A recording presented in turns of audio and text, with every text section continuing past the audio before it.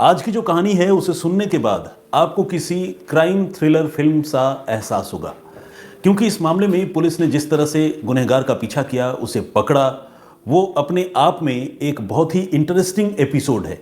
ये घटनाक्रम जाहिर है बहुत दुखद है, मर्डर मिस्ट्री है, लेकिन जब गुनहगार पकड़ा जाता है तो वो एक अलग किस्म का सेटिस्फैक्शन भी है।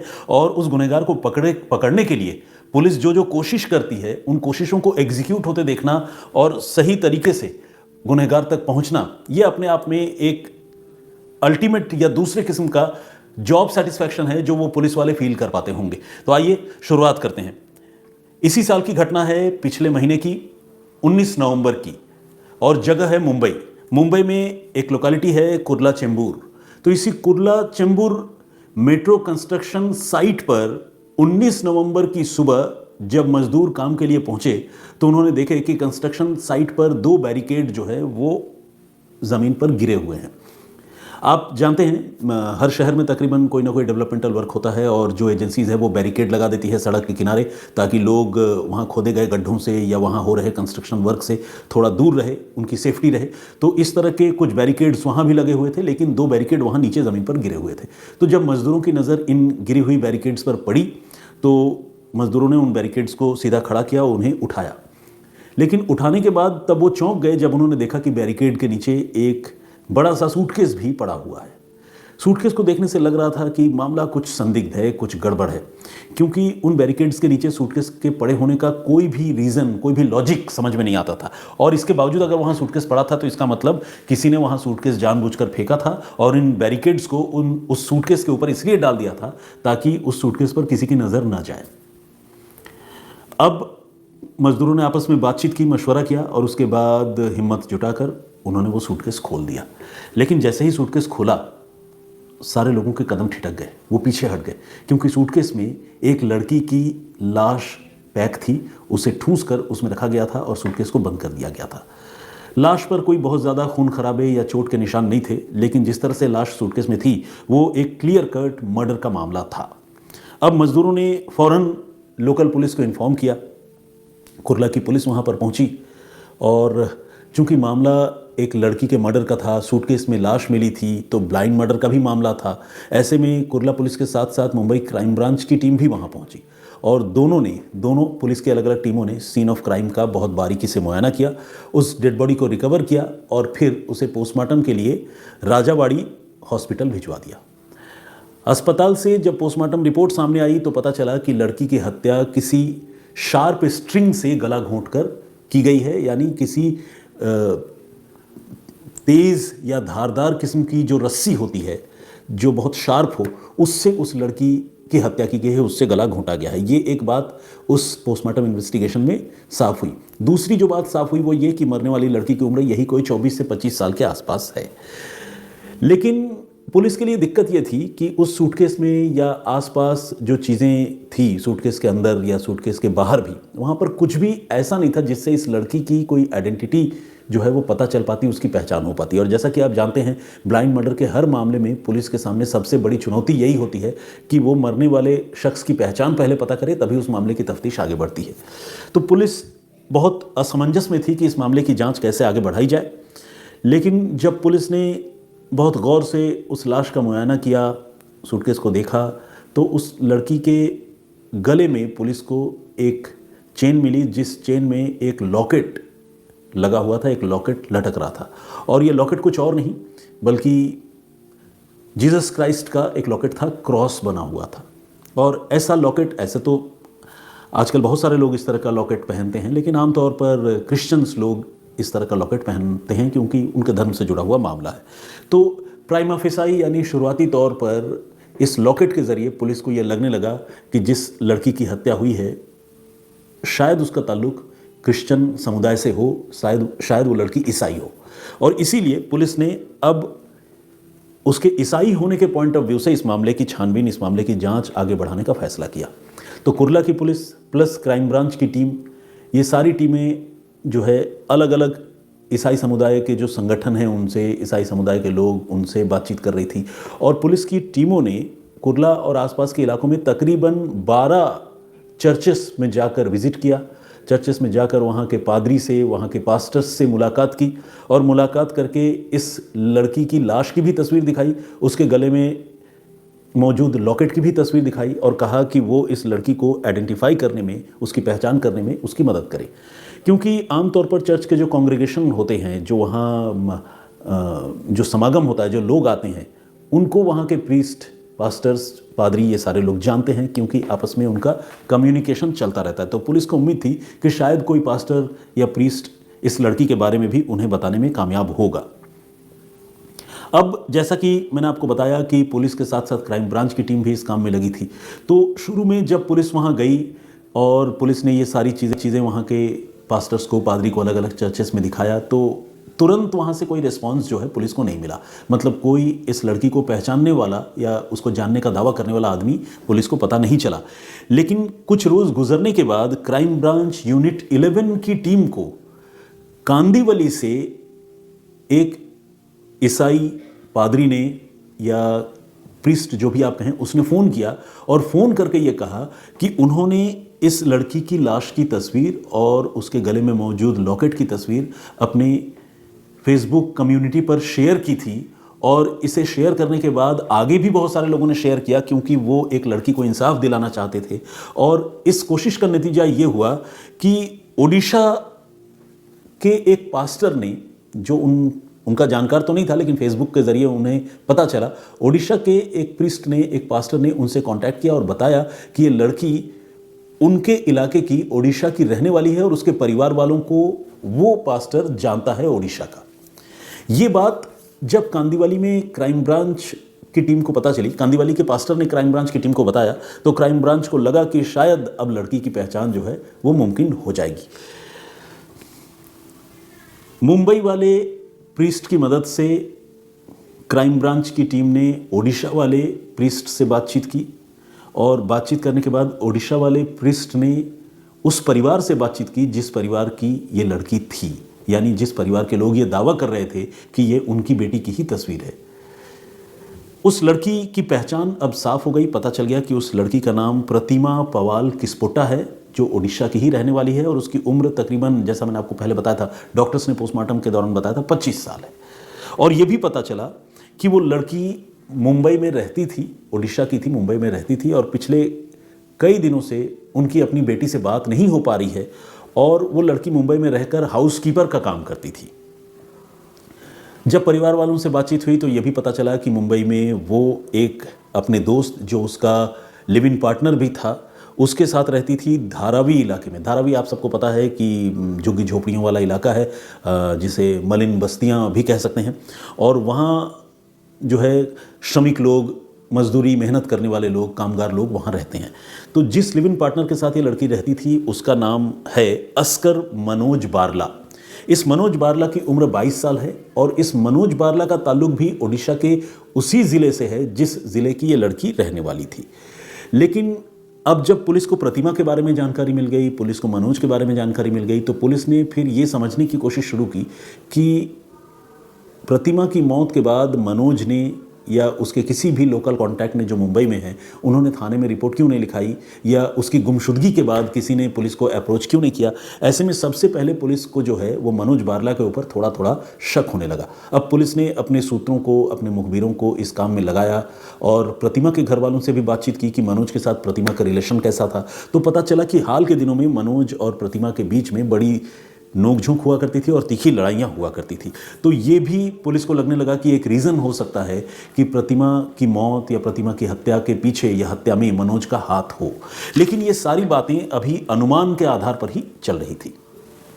इस बीच मैंने आपको बताया कि क्राइम ब्रांच की कई टीमें इस मामले की जांच कर रही थी। तो क्राइम ब्रांच की यूनिट 5 एक है मुंबई में, जो कुर्ला और आसपास के इलाके में काम करती है, वहाँ की जिम्मेदारी संभालती है। तो यूनिट 5 की टीम को उसके मुखबिरों ने एक बहुत इंपॉर्टेंट जानकारी दी। असल में क्राइम ब्रांच और पुलिस की टीमों ने सिर्फ लोगों से पर्सनली मिलकर ही उन्हें उस लड़की की लाश की तस्वीर और लॉकेट की तस्वीरें नहीं दिखाई थी, बल्कि अलग अलग सोशल मीडिया ग्रुप्स में, व्हाट्सएप में, टेलीग्राम में भी उन्होंने उन तस्वीरों को सर्कुलेट किया था ताकि इस लड़की की पहचान पता हो सके। तो अब मुंबई क्राइम ब्रांच यूनिट 5 की टीम को उनके एक मुखबिर ने कॉल किया और कॉल करने वाला आदमी ने ये बताया कि वो इस लड़की को पहचानता है, जानता है और ये लड़की मुंबई के ही धारावी इलाके में रहती है। उधर क्राइम ब्रांच की दूसरी टीम को ये पता चल चुका था कि लड़की धारावी में अपने लिव इन पार्टनर के साथ रहती थी, क्योंकि लड़की के परिवार वालों से पुलिस की बात होने लगी थी। लेकिन धारावी में एग्जैक्टली कहाँ पर रहती थी लड़की, इसके बारे में परिवार वाले भी नहीं जानते थे। लेकिन अब क्राइम ब्रांच के यूनिट 5 की टीम को जब मुखबिर ने बताया कि वो जानता है कि लड़की धारावी में रहती है, तो क्राइम ब्रांच के पुलिस वालों ने उस मुखबिर से पूछा कि क्या तुम ये भी बता सकते हो कि धारावी में कहाँ रहती है। तो उसने कहा हाँ, मैं घर भी जानता हूँ। तो ये पुलिस के लिए एक बड़ी राहत की बात थी और बड़ी उम्मीद की बात थी कि शायद अब पुलिस मनोज बारला, जो उसका लिव इन पार्टनर है, उस तक पहुंचने में कामयाब हो जाएगी। तो पुलिस की टीम ने वक्त नहीं गंवाया और फौरन पुलिस की टीम पहुंची धारावी में, उस मकान तक, उस चौल तक जहां पर ये लड़की और उसका बॉयफ्रेंड या लिव इन पार्टनर, जो भी कहें, मनोज बारला रहा करते थे। लेकिन पुलिस को वहां जाकर तब झटका लगा जब उन्होंने देखा कि उनके कमरे में तो ताला लटक रहा है। अब पुलिस ने जब आसपास के लोगों से पूछताछ की तो उन्होंने बताया कि लड़का और लड़की दोनों यहाँ रहते थे। पहले तो प्यार से रहते थे, लेकिन बाद में लड़ने लगे थे और आखिरी बार दोनों को 19 नवंबर को यहाँ देखा गया था। ये वही तारीख थी जिस दिन लाश जो है Kurla Chembur metro construction site के पास मिली थी। यानी आखिरी बार 19 नवंबर को ही दोनों को लोगों ने देखा था, ऐसा लोगों ने बताया। हो सकता है कि एक आध रोज़ डेट आगे पीछे भी हो, क्योंकि लोग इतना कॉपी बुक में नोट करके तो नहीं रखते हैं। हो सकता है कि लड़के को 19 को देखा हो, लड़की को एक दिन पहले ही देखा हो, क्योंकि लड़की की हत्या तो शायद पहले हो गई थी, ऐसा मेरा अनुमान है। तो खैर, कुल मिलाकर 18-19 के आसपास से ही ये दोनों गायब थे, ये बात क्लियर हो गई और उसके मकान में भी ताला लटक रहा था। लेकिन अब पुलिस चूंकि मनोज बारला की पहचान कर चुकी थी, तो पुलिस ने मनोज बारला के बारे में और ज़्यादा जानकारी आस पड़ोस के लोगों से पूछताछ करके जुटाई और ये पता चला कि मनोज जो है एक ईटिंग आउटलेट में, एक फूड आउटलेट में, एक छोटे से होटल में सायन में काम करता है। अब पुलिस को जब ये जानकारी मिली तो पुलिस की टीम फौरन पहुंची सायन के उस दुकान, जिस फूड जॉइंट पर मनोज बारला काम किया करता था। वहां पहुंचने पर दुकानदार ने पुलिस से कहा कि हाँ, मनोज बारला नाम का लड़का उसके यहाँ है तो ज़रूर, लेकिन आपके आने से कुछ ही देर पहले वो यहाँ से निकला है, क्योंकि उसकी शिफ्ट पूरी हो गई थी और वो कहीं जा रहा था। पुलिस को जब ये बात पता चली तो पुलिस को लगा, बड़ा अफसोस हुआ। पुलिस को लगा कि यार, अगर थोड़ा पहले आते तो शायद मनोज हमें मिल जाता, लेकिन पहले कैसे आते जब तक दुकान का पता नहीं मिलता। तो कई सारे टर्म्स एंड कंडीशन होते हैं इस तरह के मामले में, आपको पता है। तो खैर, पुलिस अफसोस तो कर रही थी, लेकिन पुलिस ने ये सोचा कि क्यों नहीं एक बार सीसीटीवी फुटेज एग्जामिन करके देखें, जिसमें मनोज की तस्वीरें अगर नजर आए तो उसके बारे में कुछ और जानकारी मिले। तो पुलिस ने उस दुकान में और दुकान के आसपास मौजूद जो सीसीटीवी कैमरे थे उनको एग्जामिन करने का फैसला किया।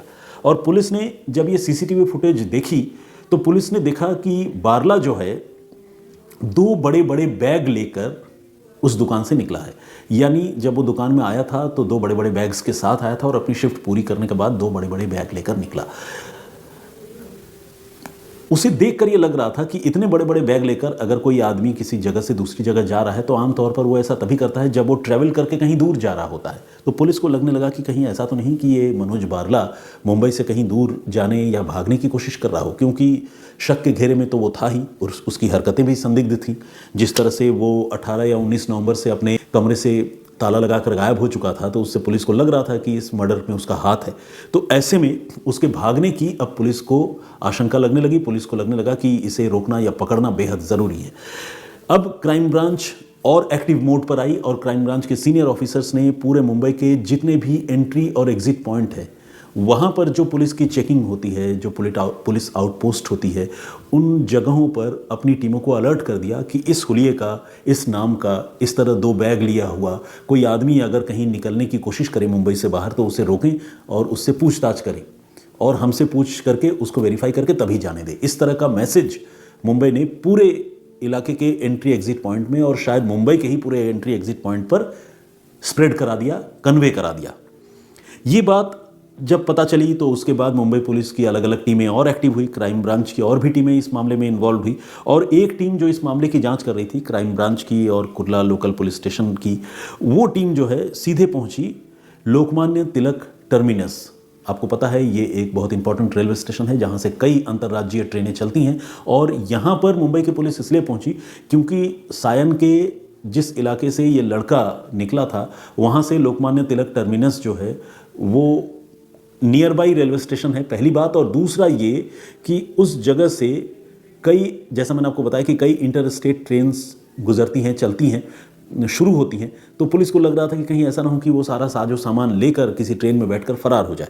तो पुलिस की टीम जब लोकमान्य तिलक टर्मिनस पहुंची तो वहाँ मैनुअली तो पुलिस ने स्कैन किया ही, देखने की कोशिश की कि कहीं मनोज बारला दिख जाए तो बढ़िया है।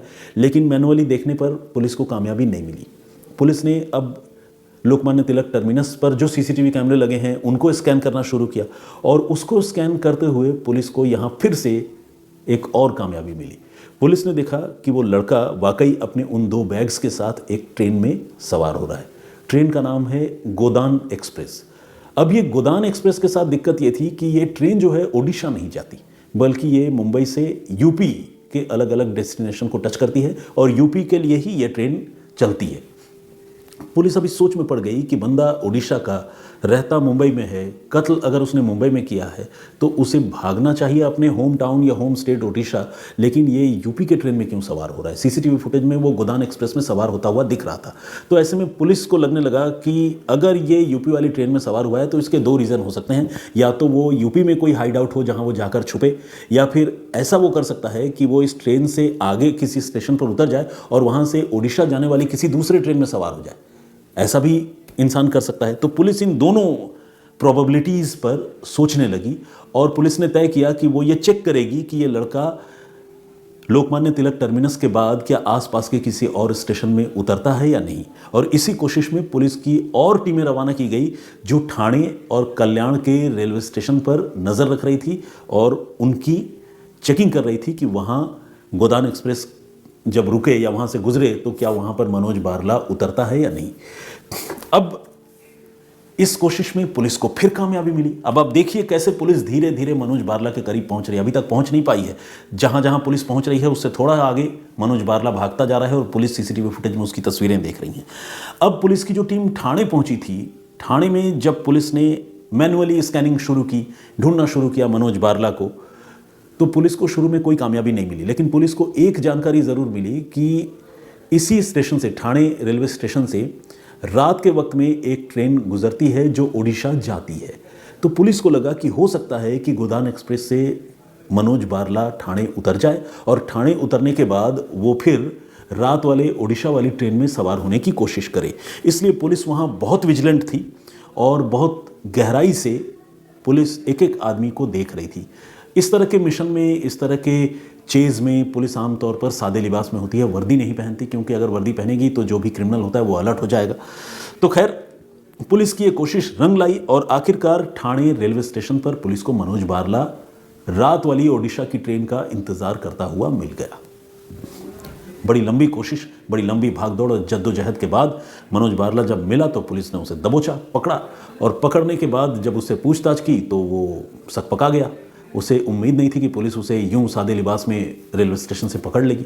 तो पुलिस ने उसे गिरफ्तार कर लिया और शुरुआती पूछताछ में ही उसने ये कबूल कर लिया कि उसी ने अपनी लिव इन पार्टनर प्रतिमा पवाल किस्पोट्टा की 18 और 19 नवंबर के दरमियान हत्या कर दी थी। लेकिन सवाल ये है कि हत्या क्यों की और ये लिव इन पार्टनर कैसे बने, क्या इनकी पहले से मुलाकात थी? अभी इस तरह के कई सवाल थे जो पुलिस को पता करने थे। तो पुलिस ने इस लड़के से, बारला से पूछताछ शुरू की तो ये पता चला कि मनोज बारला और प्रतिमा पवाल किस्पोट्टा ये दोनों ओडिशा के एक ही ज़िले के रहने वाले हैं। जब कोविड आउटब्रेक हुआ देश में, कोरोना का प्रकोप हुआ और लॉकडाउन लगना शुरू हुआ, तो फिर अलग अलग मेट्रोपॉलिटन सिटीज़ में जो लोग काम करते थे वो अपने अपने घरों से वापस लौट गए थे, वापस चले गए थे। तो ये लड़की भी मुंबई में काम करती थी या काम की तलाश में आई थी, और ये जो मनोज बारला है ये भी काम के लिए मुंबई में था। लेकिन जब कोविड आउटब्रेक हुआ तो ये लोग अपने घर ओडिशा लौटने लगे और मुंबई से ओडिशा जाने के दौरान इनकी आपस में ट्रेन में मुलाकात हुई। मुलाकात दोस्ती में बदली और चूंकि दोनों एक ही राज्य के थे, एक ही ज़िले के थे, उनकी भाषा एक थी, उनका धर्म एक था, तो उनमें आपस में अच्छी खासी दोस्ती हो गई। इसके बाद इसी साल जुलाई के महीने में वो दोनों ओडिशा से वापस मुंबई आए और दोनों ने तय किया कि वो एक साथ रहेंगे धारावी में, क्योंकि वो लाइक माइंडेड थे, उनकी सोच, उनके ख्यालात मिलते थे। तो जुलाई के महीने से अब तक वो धारावी में लिव इन में एक साथ एक कमरा लेकर रहा करते थे। और जैसा कि मैंने आपको बताया कि प्रतिमा जो है एक हाउसकीपर का काम किया करती थी, जबकि मनोज जो है एक होटल में, फूड आउटलेट में अपना सर्विसेज दिया करता था, काम किया करता था। दोनों की ज़िंदगी ठीक ठाक चल रही थी और दोनों एक दूसरे के काफ़ी करीब भी थे, तभी लिव इन पार्टनर के तौर पर रहते भी थे। लेकिन हाल के दिनों में मनोज को ये पता चला कि प्रतिमा बहुत फ्रिक्वेंटली ओडिशा में किसी आदमी से बात करती है। मनोज ने उसे रोकने टोकने की कोशिश की। मनोज को लगा कि उसकी जो लिव इन पार्टनर है या जो गर्लफ्रेंड है वो किसी और से भी इन्वॉल्व है, लेकिन प्रतिमा जो है रुकने के लिए तैयार नहीं थी। वो लगातार ओडिशा में किसी लड़के से बात करती थी और बहुत लंबी बातचीत करती थी। इस बात को लेकर प्रतिमा और मनोज के बीच लड़ाइयों की शुरुआत हो गई और ये लड़ाई झगड़ा इतना बढ़ा कि 18 और 19 की रात को दोनों एक दूसरे से भिड़ गए। उनके कमरे में मछली पकड़ने वाला एक जाल था। उस जाल के सहारे, उस जाल में जो रस्सी होती है, उस रस्सी के सहारे गुस्से में आकर मनोज ने प्रतिमा के गले को कस दिया और ये गुस्सा और ये कसावट इतनी ज़्यादा सख्त या तेज़ थी कि प्रतिमा की मृत्यु हो गई, प्रतिमा मर गई। और जब इस लड़की की मौत हो गई तो फिर मनोज को लगा कि अब तो वो पकड़ा जाएगा, फंस जाएगा। फिर उसने ये तय किया कि वो इस लड़की की लाश को लेकर ओडिशा चला जाएगा, या तो बीच रास्ते में कहीं उस लाश को ठिकाने लगा देगा या ओडिशा में कहीं ले जाकर फेंक देगा, लेकिन वो मुंबई से दूर चला जाएगा क्योंकि घटना यहाँ हुई है तो उसे पकड़े जाने का बहुत डर है। इसके बाद उसने आनन फानन में उसके पास जो बड़ा सा सूटकेस मौजूद था, उस सूटकेस में उसने प्रतिमा की लाश भरी, उसे बंद किया। तो मनोज जो है प्रतिमा की लाश लेकर लोकमान्य तिलक टर्मिनस पहुंचा और यहाँ से वो लाश को लेकर ही ओडिशा जाना चाहता था। उसके मन में एक ख्याल था कि या तो ओडिशा के रास्ते में या वहाँ पहुंचकर वो इस लाश को कहीं किसी सुनसान जगह पर ठिकाने लगा देगा और किसी को पता ही नहीं चलेगा। लेकिन हुआ ये कि जब कोई इंसान कोई पाप करता है या जुर्म करता है तो उसे हमेशा डर लगा रहता है। उसे लगता है कि कहीं लोग उसे देख तो नहीं रहे हैं, कहीं पुलिस उसे देख तो नहीं रही है। मनोज बारला के साथ ठीक यही हुआ। ऐसे तो रेलवे स्टेशन पर हज़ारों लोग बड़े बड़े सूटकेस लेकर आते हैं, लेकिन मनोज उस बड़े सूटकेस को लेकर बहुत घबरा रहा था। और जब पुलिस की टीम उसने देखी कि लोकमान्य तिलक टर्मिनस पर पेट्रोलिंग कर रही है, घूम रही है, तो वो डर गया। उसे लगा कि वो पकड़ा जाएगा और इसी डर के मारे उसने ट्रेन से ओडिशा जाने का प्लान तब कैंसिल कर दिया और नीचे उतर आया रेलवे स्टेशन से बाहर। और बाहर आने के बाद वो एक ऑटो में बैठा और उसने ऑटो वाले से कहा कि वो उसे कुर्ला चेंबूर की तरफ लेकर चले। ऑटो वाला उसे रेलवे स्टेशन से लेकर निकल गया। सूटकेस लेकर वो कुछ दूर गया और फिर Kurla Chembur metro construction site पर उसने एक सुनसान जगह देखी जहां पर उसने रात के अंधेरे में वो सूटकेस जो है डंप कर दिया, फेंक दिया। इसके बाद भी उसे लगा कि इस सूटकेस से अगर सबकी नज़र पड़ गई तो वो पकड़ा जाएगा। फिर उसने सोचा कि क्यों नहीं सूटकेस को छिपा दिया जाए। तो कंस्ट्रक्शन साइट पर जो बैरिकेड्स लगे हुए थे उनमें से 2 बैरिकेड्स उसने उस सूटकेस के ऊपर पलट दिए ताकि सूटकेस पर किसी की निगाह न जाए। इस तरह से उसने अपनी तरफ से फुल प्रूफ प्लानिंग की और उस लाश को ठिकाने भी लगा दिया और फिर वापस अपने कमरे में आया। चूंकि उसे पता था कि वो पकड़ा जा सकता है, कत्ल वो कर चुका है, जल्द से जल्द वो निकलना चाहता था। तो उसने अपना सारा साजो सामान बटोरा और उसी दिन 19 नवंबर के रोज़ जो है वो उसने अपना कमरा छोड़ दिया और कमरे से गायब हो गया। किसी को अपनी गुमशुदगी के बारे में, अपने लापता होने के बारे में कोई जानकारी नहीं दी। लिव इन पार्टनर को वो पहले ही ठिकाने लगा चुका था। लेकिन ओडिशा भागने के पहले तक वो कुछ दिनों तक मुंबई में रहना चाहता था ताकि वो अपने जो हिसाब किताब है वो कंप्लीट कर सके, जहाँ वो काम करता है वहाँ से उसे कुछ पैसे मिल सके। तो इसलिए वो अपने काम वाली जगह पर, यानी अपने होटल पर जहाँ वो लगा हुआ था नौकरी पर, वहाँ वो जा रहा था। लेकिन इसके बाद आपको पता है कि किस तरह से मुंबई पुलिस, क्राइम ब्रांच और कुर्ला की टीम जो है लगातार उसके पीछे पड़ी रही और कैसे कैसे पुलिस उसको पीछा करते करते उसके काम वाली जगह जहाँ पर वो होटल में काम किया करता था उसकी पहचान की और फिर पुलिस ने उसे फाइनली गिरफ्तार कर लिया। तो पूरा जो घटनाक्रम है वो कुछ यूँ है। एंड आई होप कि ये स्टोरी थोड़ी कॉम्प्लिकेटेड थी, लेकिन इस स्टोरी के साथ मैं इंसाफ कर पाया हूँ। आप लोगों की इस स्टोरी को सुनकर क्या राय है ये ज़रूर बताइएगा।